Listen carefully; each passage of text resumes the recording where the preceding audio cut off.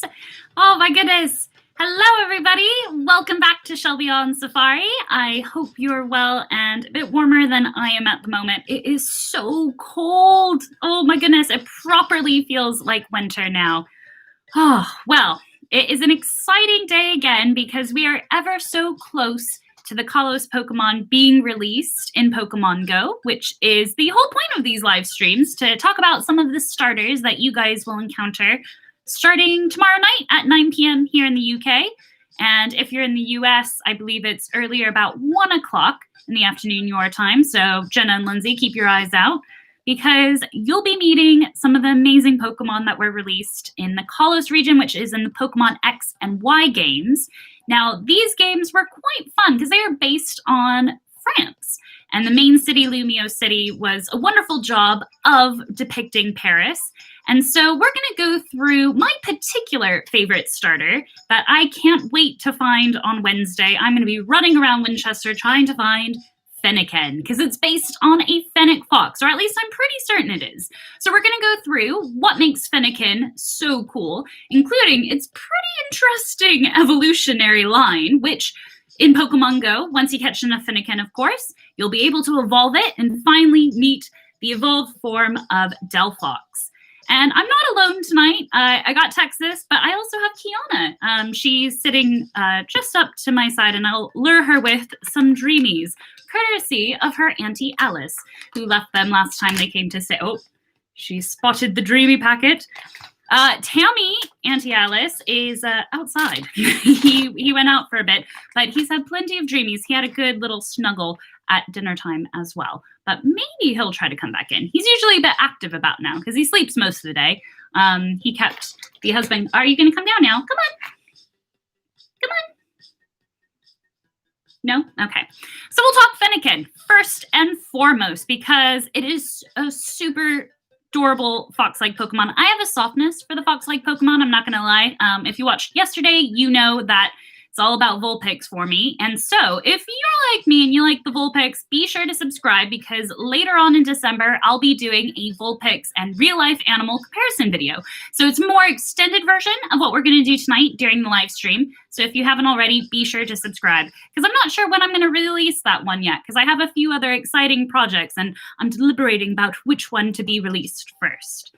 So Fennekin, like I said, was the fox-like Pokemon first introduced in Generation, oh gosh, what was Generation X and Y? Ooh, that's awkward. I always say Generation when I start going into the Pokedex entry. It looks like it's Generation 6, I think.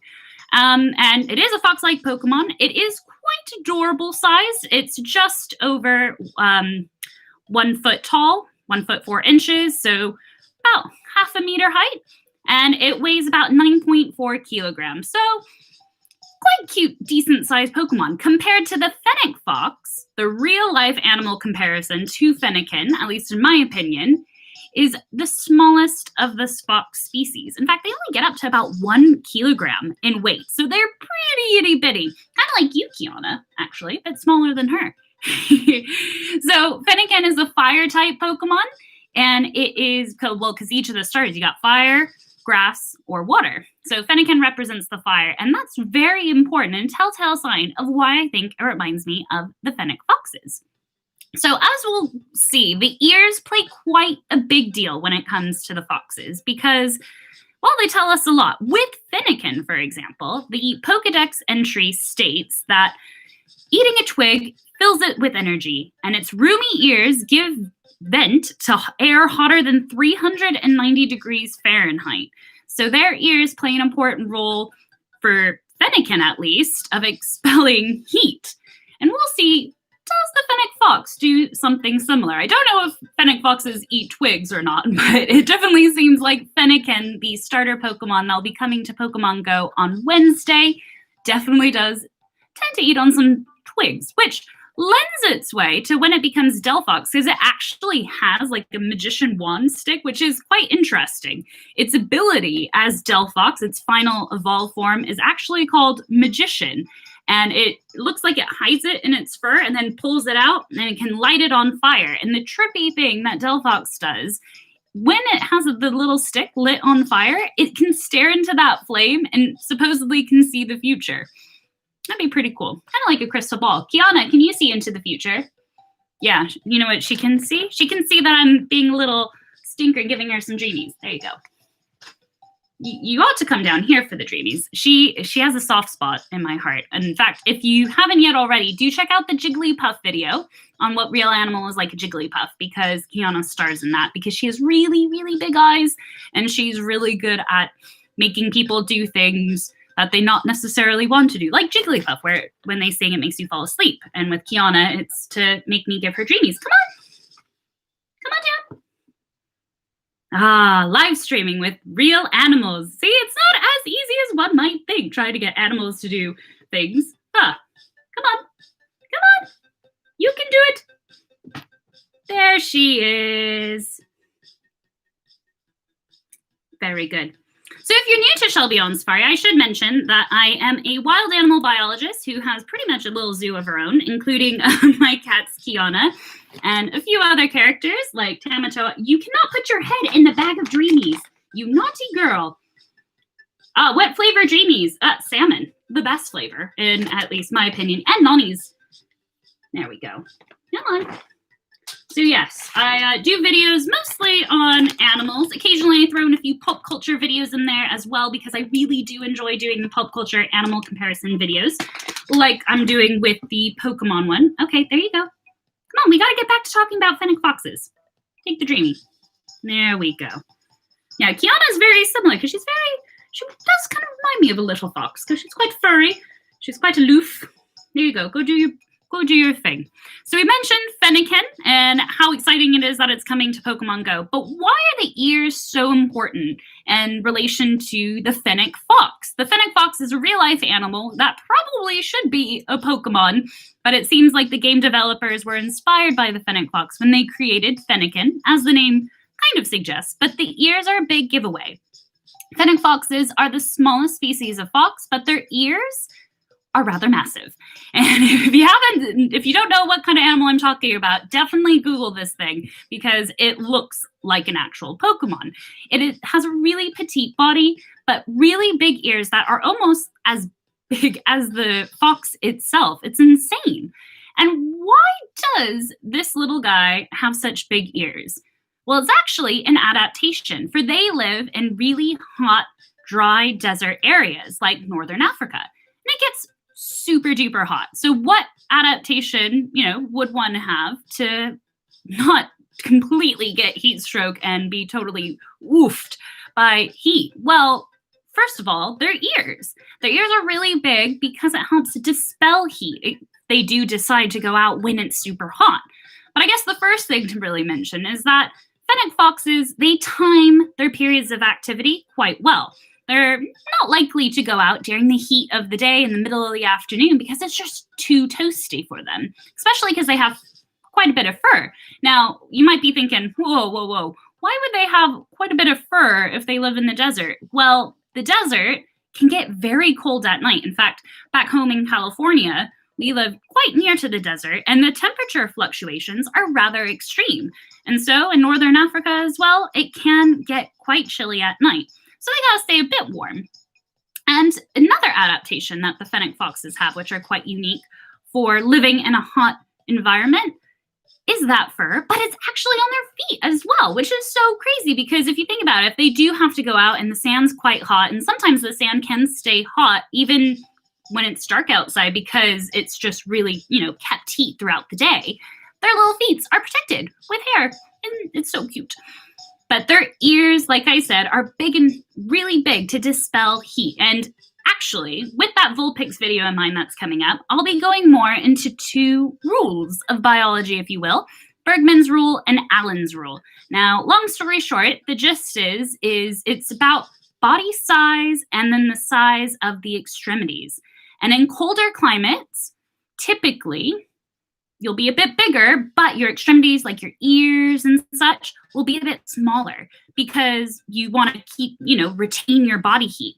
Whereas it's the opposite in kind of the more hotter environment, which we can see with the fennec fox because they're a bit more petite. They're the smallest of the fox species, but their extremities, like their ears, are really big to help get rid of that heat, dispel that heat, which is quite cool. So that's Bergman's and Allen's rule in a really short sense of time. If you want to learn more, especially how that relates to like Vulpix, be sure to subscribe because it will be coming out soon. Now, with regards to some cool other little tidbits about the fennec foxes, their legs, I mentioned they're quite tiny. Even though their legs are quite tiny and they themselves are quite small, they can actually run up to 20 miles per hour, which is certainly probably a lot quicker than I can run, that's for sure. And so they can actually survive with a little bit of water. Scientists are definitely studying this, and their diet plays a factor as well. But because of, their harsh living conditions, they have adapted well to not having to drink that much water. So even though they're small, they certainly can pack a punch, it seems, because they have so many cool things in their corner. Kind of like Fennekin. They may be a bit petite, but in the anime and even in the games, if you chose Fennekin as your starter, you can see they can be quite something. In fact, in the anime, Serena had a Fennekin that eventually came and did the performances with her, which was quite cute to see and got, a bit more confidence. So that was really fun watching the anime. I recently actually went through most of the anime. We're kind of up to Galar at this point. And it was really fun to see because growing up, I had only seen, the first original ones with Ash, Misty, and Brock. And then just kind of having it on and, seeing some of the adventures they get up to is quite fun. I will have to say the Alola one was my favorite because I have a soft spot for the Alola region. And just the animation was a bit off at first in the music, but I really enjoyed seeing it just because it was so quirky and fun. No, the best is cheese. The Dreamies, they come in so many different lovely flavors. And Dreamies is not a sponsor of this show. Although, if someone from Dreamies is watching, we would gladly accept any sponsorship because knowing our army of cats and our family of cats, our extended family of cats, they'd be most grateful. But yes, should I try to lure her down again? Come on. Yes, so with Pokemon Go, the whole reason why I decided to do these live streams was to give it a try, but also because they are coming to the Pokemon Go game, which is super exciting. There's a few other new Pokemon that are coming, apart from the starters. We have Litleo, which is obviously a lion of a variety, including both of its evolved forms, which is quite exciting because I do have a soft spot for lions. But then also Clefairy is coming, which is literally a set of keys, but that's going to be a regional exclusive to our friends in France, as well as Bunnelby and Diggersby. Now, these guys are a bit gnarly looking, but they're obviously based on bunnies, and we might do a comparison video on them in the future. In fact, if you have a favorite Pokemon that I haven't done a comparison video of, do let me know, because I really enjoy making them, and I don't want to be biased and pick all my favorite Pokemon to do. Although, I don't mind doing a bunch of Vulpix videos because, well, I love Vulpix. I do have a soft spot, like I said, for the fox Pokemon. In the Galar region game, they introduced Nickit, which was a fox that looked like a little bandit. It had like the black markings across its eyes. It was super sweet as well. And Alice likes Ho-Ho. Did you have a shiny one of that? Ruber has it. Oh, and one of my friends, Patrick, as well, mentioned that he trying to get a shiny Froakie drove him nuts when he was playing Pokemon Y. Squirtle. Like Squirtle back there. Gotta love Squirtle. With the Squirrel Squad glasses. That is the goal, to have the Squirrel Squad glasses and be in the Squirtle Squad. You did have a shiny Squirtle. Or, no, shiny Ho-Ho. Yeah, shiny Squirtles are cute. When they become Blastoise and they're shiny, they're actually purple, which is quite cool because purple's one of the best colors ever. So Fennec foxes we should talk a bit more about them because obviously they're quite cool and they're like a real Pokemon as well. So Fennec foxes actually live in small communities. And I don't know if Fennekin does this, although it'd be interesting to see if there's reference to that. So if you know, let me know. But they live in about groups of 10 individuals, which would be quite fun to see a bunch of little Fennec foxes hanging out together. To mark their territory, male Fennec foxes use urine to spray and let others know, whoa, this is my area. And Fennekin actually, and Fennekin and Fennec foxes are opportunistic eaters. So they'll eat pretty much whatever comes their way. They're not going to be picky. And I don't think you could be picky really when you live in the desert of the Sahara, but hey, that's just me. And their diet, when I say opportunistic, it really is whatever they can find, essentially, because they'll eat plants, they'll eat rodents, oh goodness, even insects, reptiles, a wide variety. So it's good not to be a picky eater, I guess, especially if you choose to live in Northern Africa. Now, unfortunately, even though they're super cute, Fennec foxes don't really make good pets, although they have been taken from the wild into the captive pet trade. And the appearances can be deceptive. I used to actually work with a pair of Fennec foxes. And yes, they are super adorable. If you've seen a picture of them, I'm sure you can agree they are definitely a sight to behold. However, like most mammals, they have sharp teeth. And they use up. And so, yes, I did get bitten a few times. And it's, it is what it is. And they are, wild animals. So I definitely encourage you not to get a Fennec fox. It's not a real Pokemon. I don't think they would enjoy things of that nature. But yeah, that's probably the saddest thing about Fennec foxes. Yesterday we talked with Froakie and the Majorcan midwife toad and their crazy cool story. It's kind of like Jurassic Park. If you didn't see that, be sure to check it out below. But they have quite a gnarly, if you will, story of where they're at, how they've come back from almost the brink of extinction. And luckily, the Fennec fox is not quite there. They're listed on the IUCN Red List as the least concern, so that's really good. It's nice to finally talk about an animal that's not endangered and doesn't have too gnarly of a story, but I would be remiss if I didn't mention the problems of the captive pet trade with these wonderful little foxes that really do defy living in the desert. They do fantastic out there. And I can't wait to also, in a few weeks' time, talk about the Arctic fox and just some of the cool adaptations that they have that make them almost a real-life Pokemon. Now, with that in mind, what's my favorite Pokemon? Katie likes Pikachu. What about Tobamori? And Gibble? No, Vulpix, Ninetales is mine. I don't know if I prefer the Alolan Ninetales, which is kind of ice type, or the regular fire type Ninetales. I'm not going to be picky, but definitely Ninetales. It's always been. I mean, Oshawott, the sea otter type Pokemon, I got to do a video on him because also one of my favorites. It's quite tricky. I tend to like a lot of the Alolan Pokemon as well. Like Alolan Raichu is quite cool because it's surfing on its tail, and that's quite fun. I'd like to have an Alolan Raichu. I think that would be pretty cool. To go out surfing and have an Alolan Raichu surfing alongside of me. Kiana sneezed, so I gotta say bless you. Bless you. Did you want any more dreamies? Well, that's about it, I think, today for the Fennec Fox and Fennekin comparison video. We talked a lot yesterday about some of the new levels that were coming up in Pokemon Go, like how you can get to level 41 now. I've been working my way through that today, actually, of trying to get quite a few raids in and powering up a legendary Pokemon. And they've also introduced, in case you haven't checked or played today, the winter form of Deerling, which is quite apt given how cold it is outside. So be sure to check out for that, as well as in 1-star raids with the pink egg in Pokemon Go, Esper, which is cool, kind of a cool psychic cat, kind of like Kiana actually, where it can evolve into 2 different ways. So be sure to try to catch as many Esper as possible because I don't know when they're going away, but they are quite cool Pokemon, I would say. Also, if you are at level 40, there is like a Legacy 40 quest, and there's some really good rewards in there as well. Goodness, like I got some super incubators and all sorts of stuff today, so it's definitely worth cracking on with those quests if you can. I think it ends in about 30 days or so, so like by the end of December. If you haven't already reached level 40, get there and work on those quests. Did Kalos Pokemon come out?